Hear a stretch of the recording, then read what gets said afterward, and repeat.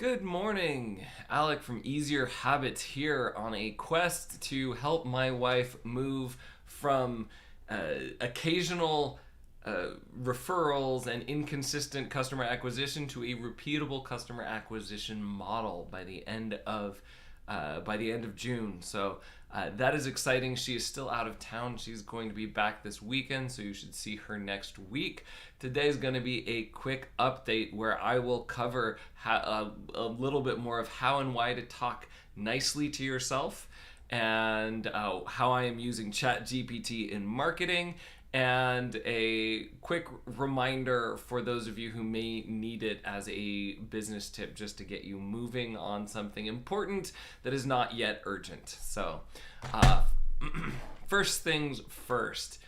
Yesterday, I talked a little bit about, instead of talking to other people for the communication tip, I talked about how you talk to yourself and talking to yourself like a friend. I want to back up just a bit and discuss why that is important. When I was a missionary for the Church of Jesus Christ of Latter-day Saints, I went to Romania. I talked to a ton of people, and one of the things I noticed is when I was talking to a ton of people, I looked the same. I had basically the same message, but people treated me wildly different. And so people's treatment of other people, and I would say themselves, depends much more on them than on you, right? Someone who is friendly and kind will treat even their enemies with respect. Someone who is angry, upset, chronically, having problems, or just being a jerk or narcissist or whatever, is going to treat even their friends and family poorly. And so, for example, as a missionary, I would run into, for the Church of Jesus Christ of Latter-day Saints, I would run into Orthodox priests, and some of them would be rude and threatening, bordering on illegal, because they viewed us as a threat and they were angry people and that's who they were. And some Orthodox priests would greet us on the street with a big smile and recommend, their daughter as a dentist if we ever needed a dentist or something. They'd be very friendly, right? Maybe trying to convert us, which, didn't happen, but is much more likely to happen, right, when someone is friendly. And that was just an example of very different approaches to life. And why is this relevant to how do you talk to yourself? Well, the best practice you're going to get for being a kind, engaging, encouraging person is talking to yourself. You have many more opportunities to talk to yourself throughout the day, and you also tend to be the most critical of yourself than you are with anybody else. So, if you want to learn to be kind, fun, engaging, to create a certain persona, practice that persona with yourself first. So yesterday's example, right?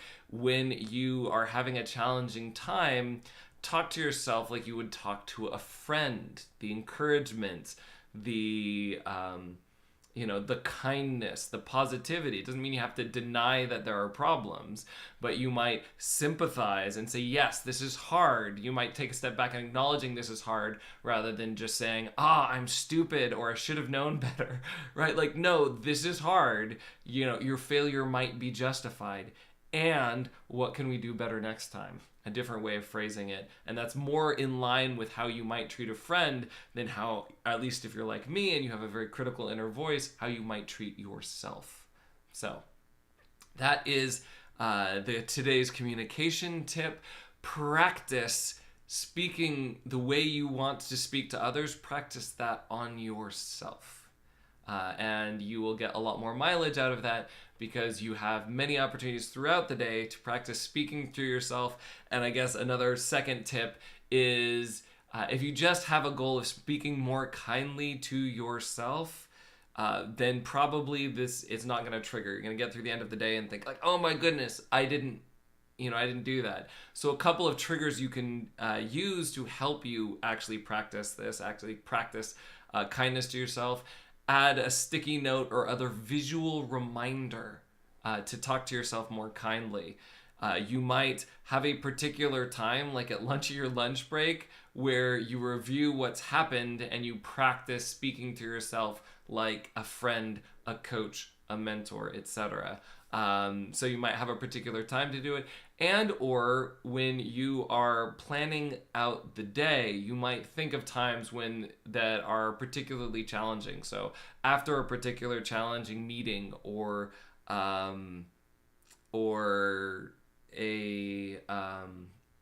particularly challenging problem, and you might practice positive talk beforehand, right? Instead of just focusing on your nerves, what would you say to a friend who is nervous about the situation?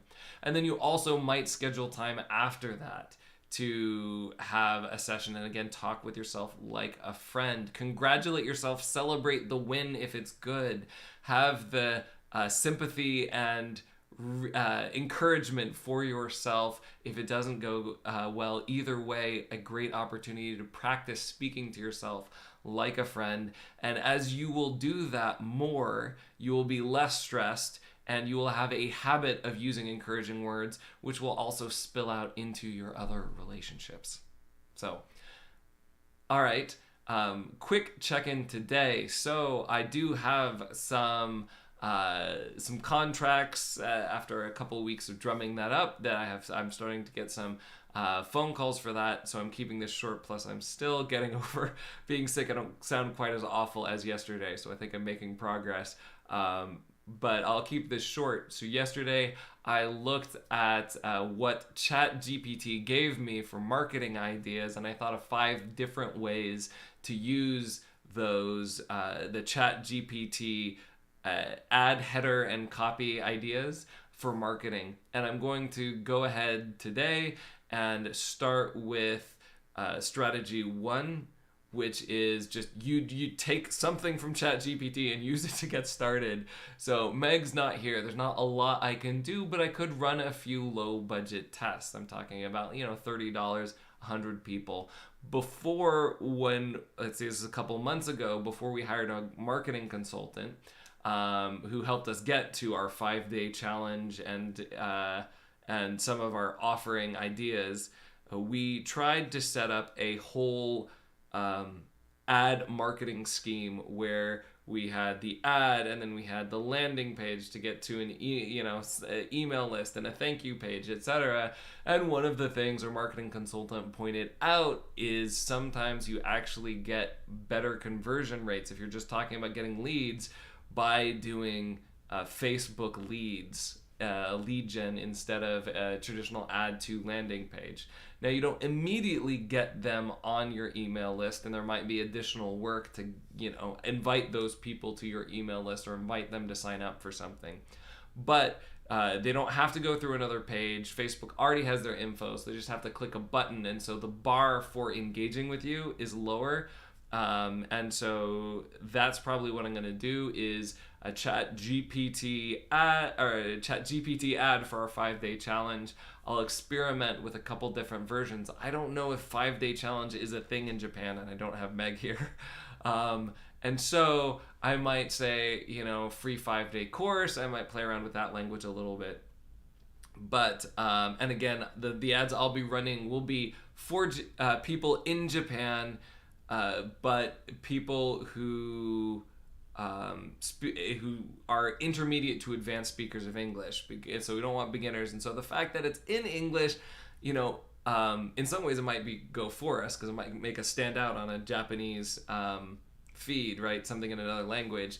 But also will filter out people who are obviously not ready for the course because they don't get the English. So I'm hoping anyway that that's not a big issue. And we have run ads before to get people to click through to a landing page. So I don't think, while we will test against Japanese ads and kind of see whether we get too many beginners when we run Japanese ads, we can test that later. I think I have enough to go on. And again, sometimes it's just helpful to get moving. So I'm going to go ahead and start testing that. And next week, Meg and I can sync up about refining our approach and or reaching out to anybody that this lead gen ad from Facebook about a new 5-day challenge will